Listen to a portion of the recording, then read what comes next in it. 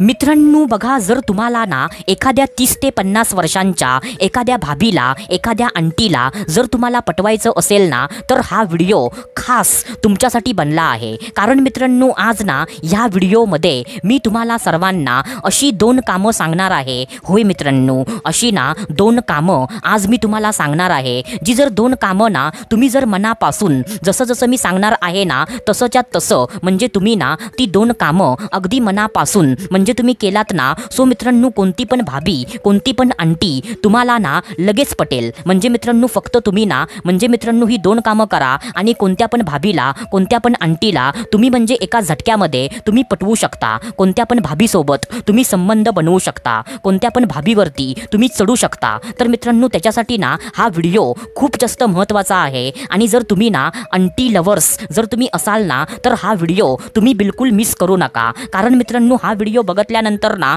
तुम्ही कोणत्या पण भाभीला तुम्ही फटक्यात तुम्ही तिला पटवू शकता. तर मित्रांनो चला सुरुवात करूया आजच्या ह्या धमाकेदार व्हिडिओला. तर मित्रांनो बघा, सर्वात पहिल्यांदा जे पहिलं काम आहे, तर ते पहिलं काम ना असं आहे मित्रांनो, की मित्रांनो तुम्हाला ना ज्या पण भाभीला, ज्या पण आंटीला तुम्हाला पटवायचं असेल ना, तर तुम्ही त्या भाभीला ना जास्तीत जास्त तुम्ही तिला महत्त्व द्या. तुम्ही त्या भाभीला ना जास्तीत जास्त स्पेशल फील करवा. तुम्ही त्या भाभीला ना जास्तीत जास्त तुम्ही मोठेपणा द्या. आता बघा मित्रांनो, महत्त्व द्या, स्पेशल फील करवा आणि मोठेपणा द्या, ह्याचा अर्थ काय असतो आणि तुम्हाला ना नक्की काय करायचं आहे. सो मित्रांनो त्याच्या बाबतीत ना आता मी तुम्हाला एक छोटंसं एक्झाम्पल देतो, म्हणजे तुम्हाला ना एक छोटंसं उदाहरण देतो. तर मित्रांनो बघा, पहिल्यांदा तुम्ही काय करा, की तुम्ही त्या भाभीच्या ना छोट्या मोठ्या गोष्टी तुम्ही लक्षात ठेवायला सुरुवात करा. जसं की फॉर एक्झाम्पल त्या भाभीचा बर्थडे कधी आहे, म्हणजे मित्रांनो म्हणजे त्या भाभीला ना काय आवडतं, काय तिला आवडत नाही, अशा छोट्या छोट्या गोष्टी ना तुम्ही म्हणजे लक्षात ठेवा. आणि मित्रांनो जेव्हा वेळ येते ना, तेव्हा तुम्ही त्या गोष्टी ना त्या भाभीला दाखवून द्या. जसं की फॉर एक्झाम्पल उद्या ना त्या भाभीचा बर्थडे आहे, सो तुम्ही आज रात्री 12 वाजता ना त्या भाभीला विश करा. म्हणजे त्या भाभीला असं वाटलं पाहिजे की बघ म्हणजे ह्या मुलग्याला ना माझा बर्थडे पण एकदम म्हणजे लक्षात आहे. असं तुम्ही तिला म्हणजे एक ना सरप्राईज द्या. किंवा त्या भाभीला ना एखादी गोष्ट तिला खायला आवडते, म्हणजे मित्रांनो ती गोष्ट ना तुम्ही तिला अचानक ना तुम्ही तिला घेऊन द्या. म्हणजे फॉर एक्झाम्पल त्या भाभीला ना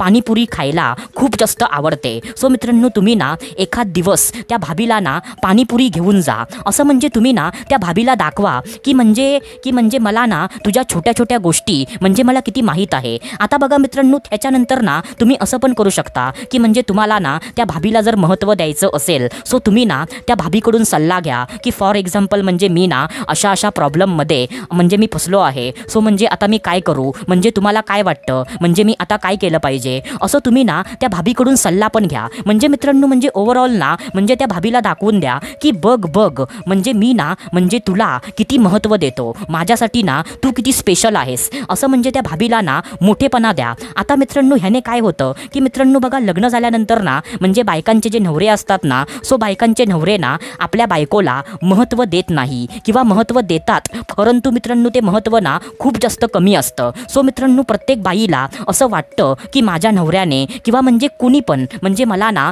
जास्त महत्त्व द्यावं, असं म्हणजे त्या बाईला वाटतं. आणि जेव्हा म्हणजे त्या बाईला ना आपल्या घरामध्ये आपल्या नवऱ्याकडून ना जेव्हा तिला महत्त्व मिळत नाही आणि जेव्हा तिला कोणता पण परपुरुष ना जास्त महत्त्व देतो, तेव्हा ती बाई ना त्या परपुरुषाकडे आपोआप ना ती खेचली जाते. ती बाई ना त्या परपुरुषाकडे ती आपोआप ना ती आकर्षित होते. आता त्याच्यानंतर जे दुसरं काम आहे, तर ते दुसरं काम ना असं आहे मित्रांनो, की मित्रांनो तुम्ही ना ज्या पण भाभीला तुम्हाला पटवायचं असेल, सो मित्रांनो त्या भाभीच्या नजरेमध्ये ना तुम्ही असा पुरुष तुम्ही बना, जो पुरुष ना तिच्या नवऱ्यापेक्षा पण 10 पटीने ना तिला चांगला वाटला पाहिजे. काय बोललो मी, त्या भाभीच्या नजरेमध्ये ना तुम्ही असा पुरुष तुम्ही बना, जो पुरुष ना तिला आपल्या नवऱ्यापेक्षा पण 10 पटीने तिला चांगला वाटला पाहिजे. आता असा पुरुष तुम्ही कसा बनाल, सो मित्रांनो सोपं आहे, की तुम्ही ना त्या भाभीला अशा गोष्टी द्यायला सुरुवात करा ज्या गोष्टी ना तिला तिच्या नवऱ्याकडून ना तिला भेटत नाही आहे.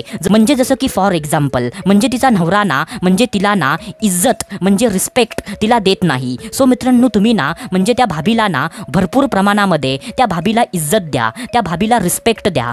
किंवा तिचा नवरा ना पैशाच्या अभावामुळे आपल्या बायकोच्या इच्छा, आपल्या बायकोच्या गरजा तो पूर्ण करत नाही आहे. सो अशा परिस्थितीमध्ये ना तुम्ही आपल्या पैशाचा वापर करून त्या भाभीच्या इच्छा, त्या भाभीच्या गरजा तुम्ही पूर्ण करा. किंवा तिचा नवरा ना खूप जास्त कामामध्ये बिझी असतो आणि म्हणजे असं बिझी असल्यामुळे ना तो आपल्या बायकोला वेळ अजिबात देत नाही आणि त्याच्यामुळे ना त्या भाभीला एकटं एकटं वाटतं. सो मित्रांनो, तुम्ही ना आपला वेळ त्या भाभीला द्यायला सुरुवात करा. म्हणजे मित्रांनो, तुम्ही ना असं काहीतरी करा की जे केल्यामुळे ना त्या भाभीच्या नजरेमध्ये ना तुम्ही असं दिसला पाहिजेत, म्हणजे त्या भाभीला ना असं वाटलं पाहिजे की म्हणजे हा पुरुष ना माझ्या नवऱ्यापेक्षा पण 10 पटीने चांगला आहे, असं त्या भाभीला जाणवलं पाहिजे. आणि जेव्हा त्या भाभीला असं जाणवेल ना की म्हणजे तुम्ही ना तिच्या नवऱ्यापेक्षा 10 पटीने तुम्ही चांगले आहात, सो मित्रांनो त्या दिवशी ना म्हणजे त्यावेळी ती भाभी ना आपोआप तुमच्याकडे ना आकर्षित होणार मित्रांनो. कारण मित्रांनो, जेव्हा एखाद्या बाईला ना हे समजतं की म्हणजे हा पुरुष ना माझ्या नवऱ्यापेक्षा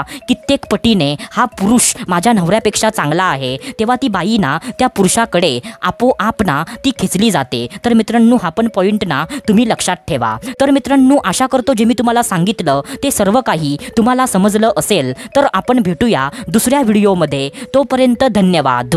खुश रहा, हॅप्पी रहा, स्वतःची काळजी घ्या. Love you so much all of you.